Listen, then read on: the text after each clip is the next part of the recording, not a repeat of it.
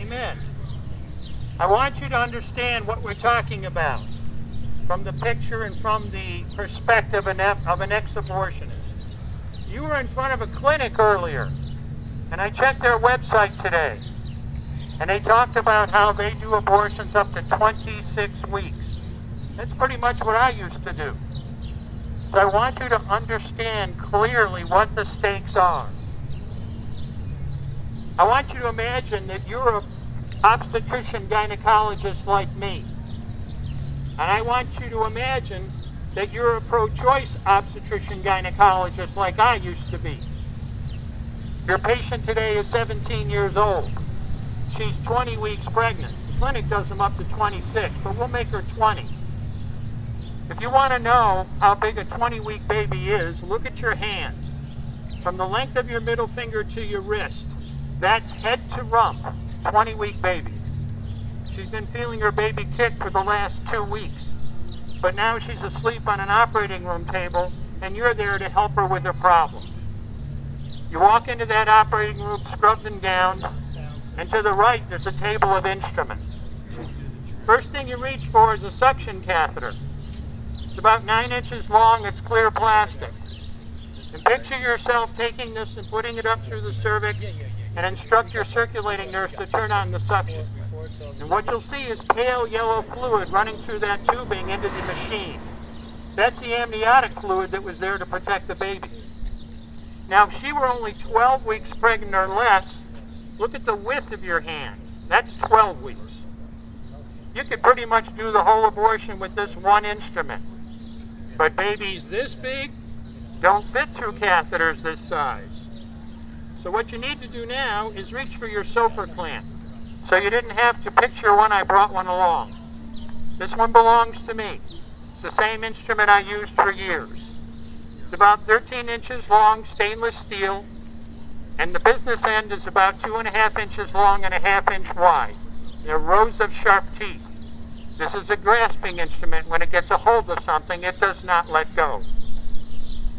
A second trimester abortion, the way I used to do them, was a blind procedure. You do everything by feel.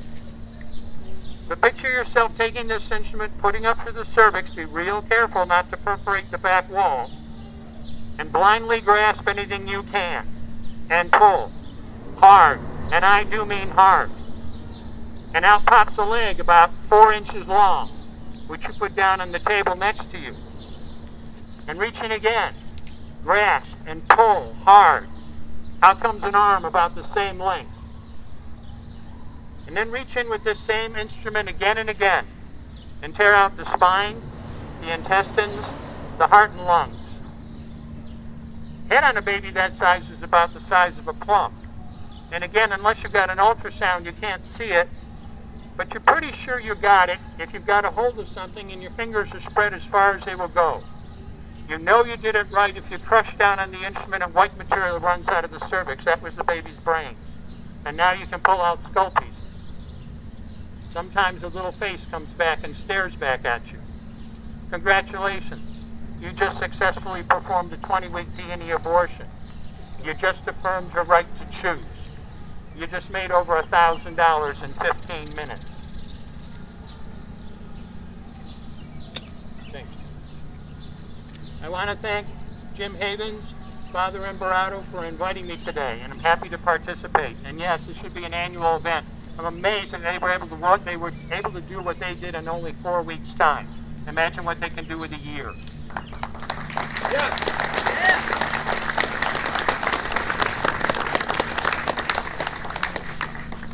The legality of abortion on demand is rooted in the concepts of bodily autonomy and privacy. And they sum it up with the term, my body, my choice. But for every woman seeking an abortion, there's a man involved as well, a father, in the background. A recent article argued that men should be beating the drum and standing for women's right to abortion because, quote, abortion benefits any man whose sexual partner wants an abortion and safely receives one, end quote. My body, my choice gives that man no choice whether his son or daughter lives or dies. And therein is one of the unspoken tragedies of abortion.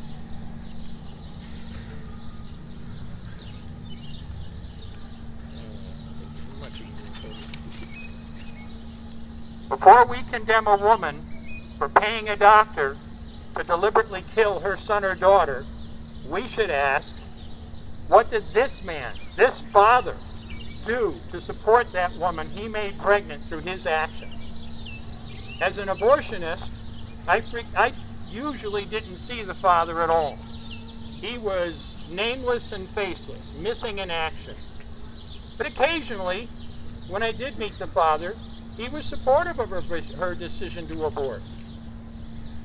But then there were the tragic times when I saw a woman who very much wanted to carry her child to term, to either raise or adopt, but her partner, the man who fathered that child, pressured her to have an abortion, pressured her for his benefit.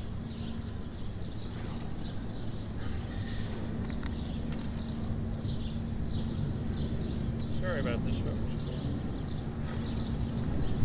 Got it. And I saw times where the father, in turn, desperately wanted his son or daughter to live. But my body, my choice is a trap for him.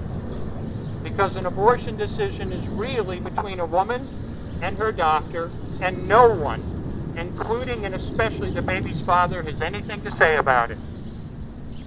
My body, my choice is a trap for him because it destroys his hopes and dreams and desires for his son or daughter, along with any ethical consideration for that child. But my body, my choice is also a trap for her, because my body, my choice invites the response, your problem, not mine.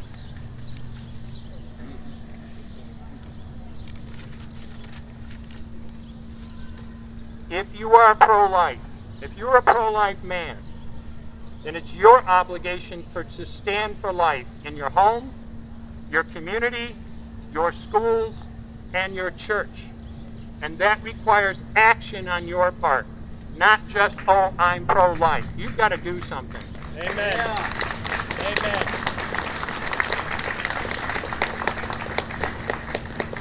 Speak up at the school board meeting. There's plenty to talk about. Speak to your government representatives.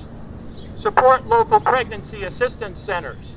And most of all, be a loving and supportive person to that woman in your life, whoever she is. And I'm moved to say one more thing.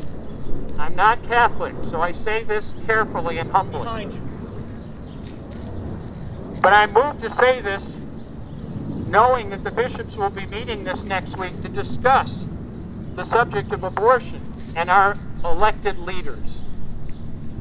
I can't claim credit for what I'm about to say because I'm quoting another author named Paul Rahi. But on this effort, on this issue, as he once said, if the church flatulent does not become the church militant, it will soon become church irrelevant. Yes. Thank you.